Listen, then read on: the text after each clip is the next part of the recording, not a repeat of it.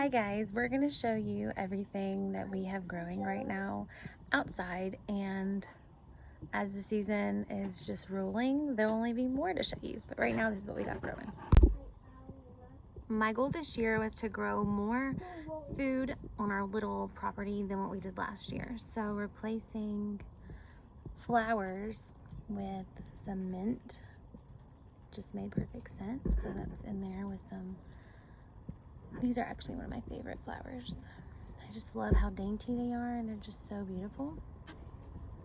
In this pot on the other side, we have some rosemary growing and some more of one of my favorite flowers.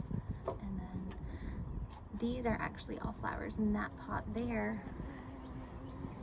But then we have some beautiful strawberries.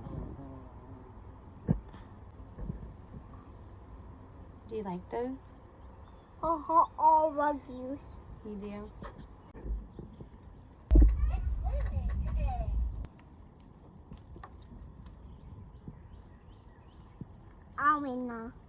Those Flowers. flowers. Now we're gonna walk over to the garden, and I had some rose pop up yesterday. Or it wouldn't have been yesterday, probably a few more days. I noticed them yesterday. The mom life keeps me very kind of in a daze some days. You get kind of in a zone and you forget, like, oh yeah, I planted stuff. So I'm gonna show y'all what we've got in the garden.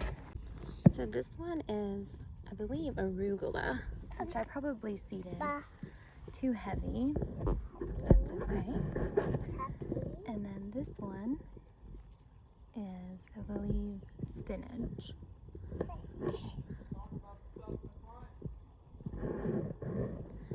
And then some more spinach. Fish. And then lettuce is that first row right there.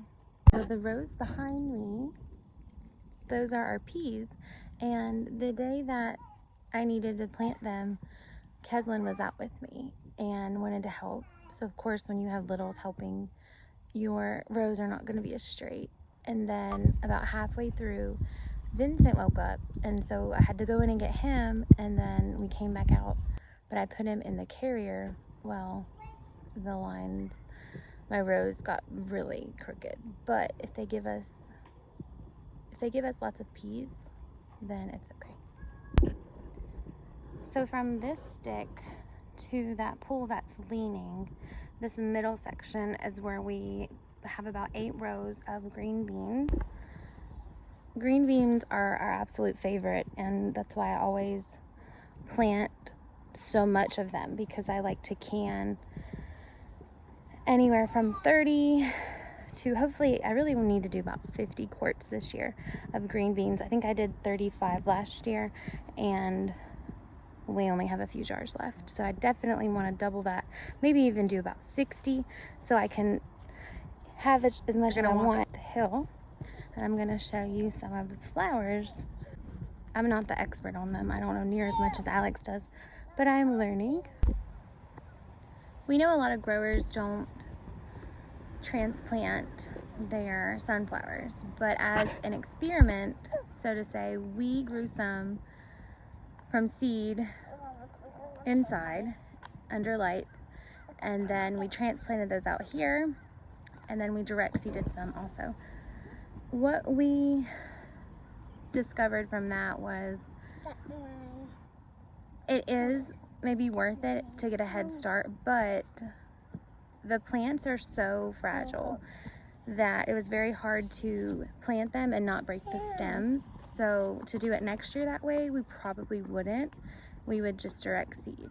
But it was worth finding out for ourselves exactly why other growers don't start and then transplant. That was a cool little snippet of information that now we know firsthand why not to do.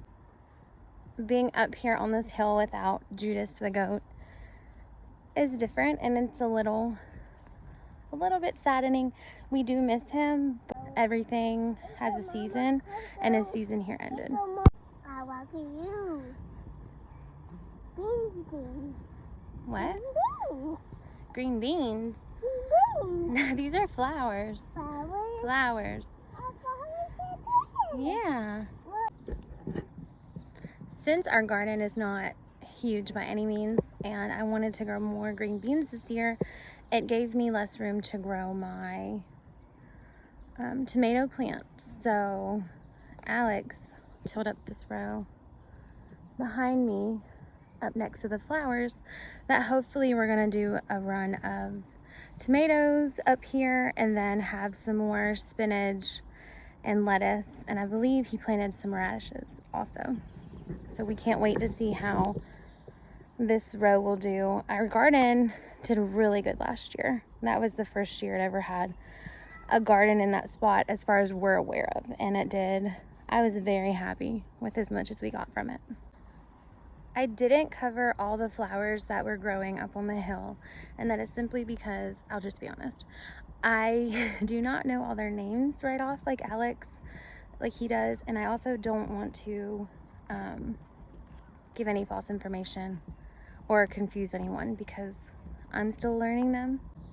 Alex he definitely knows much more about the flowers on the hill than me, so I'm gonna just let him keep updating you on that.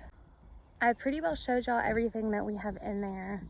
Right now, open space that's left will be for tomatoes, and then I want to do a couple squash and zucchini plants, maybe a cucumber plant if I can squeeze it down there. I would like to do some bell pepper plants, but as I was mentioning before, if I can't get everything to fit down here, whatever doesn't fit, I'll just move up to the hill in that row that Alex tilled up for us. I did grow up gardening and canning and freezing and putting food away for winter.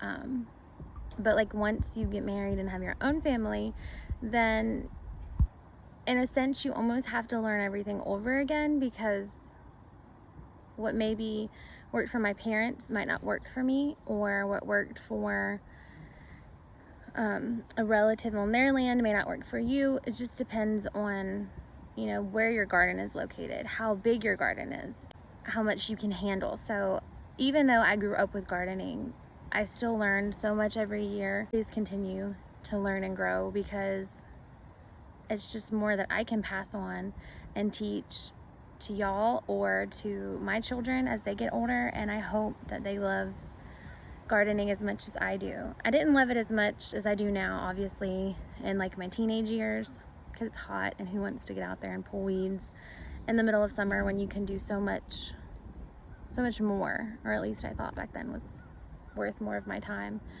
It's just freeing. There's nothing like going out to the garden with some frustrations and then walking away from it later and feeling just like so renewed. Hope that y'all have enjoyed my little tour, and I can't wait to keep showing y'all as it gets bigger and further along this season. Also as things grow and bring us food. We'll see y'all on the next one.